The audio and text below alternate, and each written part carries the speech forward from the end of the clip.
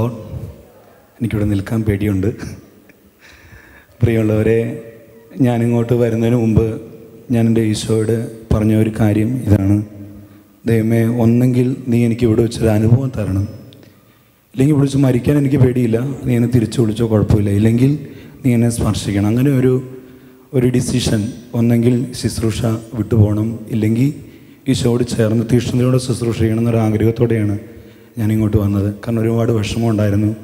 8 വർഷത്തോളം ശുശ്രൂഷ ചെയ്തിട്ട് എനിക്കൊന്നും ചെയ്യാൻ പറ്റുന്നില്ലല്ലോ, ഈശോയ്ക്ക് വേണ്ടി ഈശോയെ സ്നേഹിക്കാൻ പറ്റുന്നില്ല. അങ്ങനെയൊക്കെയുള്ള ഒരുപാട് ചിന്തകളും നെഗറ്റീവായിട്ടുള്ള അവസ്ഥകളൊക്കെയായിരുന്നു ഹൃദയത്തിൽ. പക്ഷേ കാരണം എൻ്റെ ജീവിത പങ്കാളി എപ്പോഴും ഞാൻ പറയും, എടി ഒരുപാട് പ്രശ്നങ്ങളുണ്ട്, ബുദ്ധിമുട്ടുണ്ട്. അപ്പോൾ അവൾ പറയും, അതൊന്നും സാരമില്ല, കാരണം ചേട്ടാ ഈശോയോട് കൂടി ശുശ്രൂഷ ചെയ്യും, അതെല്ലാം ക്രമപ്പെടും. അങ്ങനെ ഒരു സപ്പോർട്ട് ചെയ്യും. അല്ലെങ്കിലും എനിക്കൊരു കാരണം ഒരുപാട് പ്രശ്നങ്ങളുള്ളതുകൊണ്ട് തന്നെ എന്ത് ചെയ്യണം ഒരവസ്ഥയുണ്ടായിരുന്നു.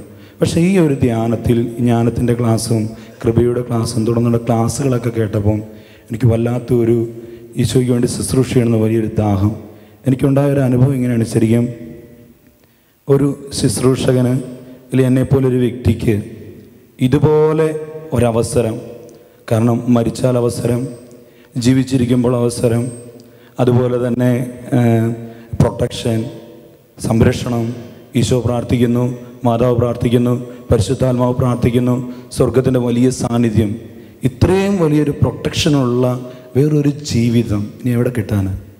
ഹല്ലേലൂയ. കാരണം ഈ ഒരു അവസ്ഥ വിട്ടിട്ട് ഞാൻ പിന്നീട് ചിന്തിച്ചപ്പോൾ ഞാൻ നോക്കിയപ്പോൾ തോമസ് പോൾ ബ്രദർ എത്രയോ വിദ്യാഭ്യാസമുള്ള ഒരു വ്യക്തി, അദ്ദേഹം അതെല്ലാം ഇട്ടെറിഞ്ഞിട്ട് ഇത്രയും വലിയൊരു ശുശ്രൂഷ ചെയ്യണമെങ്കിൽ അതിനൊരു മഹത്വമുണ്ടെന്നുള്ള വലിയ തിരിച്ചറിവ് എനിക്ക് കിട്ടി.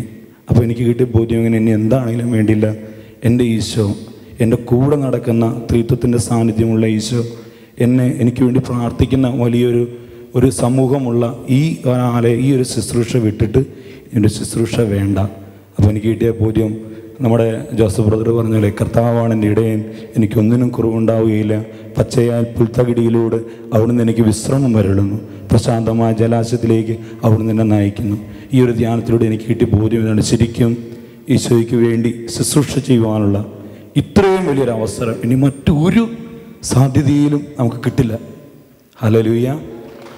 മാക്സിമം അത് ഉപയോഗിക്കാൻ വേണ്ടി നമുക്ക് ആഗ്രഹിക്കാം. ഞാനും പ്രാർത്ഥിച്ചുകൊണ്ടിരിക്കുകയാണ്, ഞാനെന്നറിയാനും ഇവിടെ പറഞ്ഞ ഓരോ കാര്യങ്ങളും സ്വീകരിച്ച് ഈശോയ്ക്ക് വേണ്ടി യുദ്ധം ചെയ്യാൻ വേണ്ടി. എനിക്ക് പെട്ടെന്ന് സ്ട്രെസ് ചെയ്തൊരു കാര്യം ഇങ്ങനെയാണ്, ബ്രദർ പറഞ്ഞില്ല, ഈശോ മരുഭൂമിയിലേക്ക് ചെന്നിട്ട് ആ പിശാചിനോട് വാടാന്ന് പറയുന്നൊരു കാര്യം പെട്ടെന്ന് എന്തോ ഒരു സാധനം ഇടിച്ചു കയറുന്ന ഒരു അനുഭവം ശരിക്കും എനിക്ക് ഫീൽ ചെയ്തു.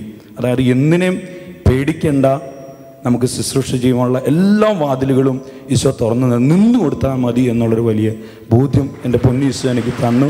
ഈശോയ്ക്ക് പെടാനും കൂടി മഹത്വം. Thank you.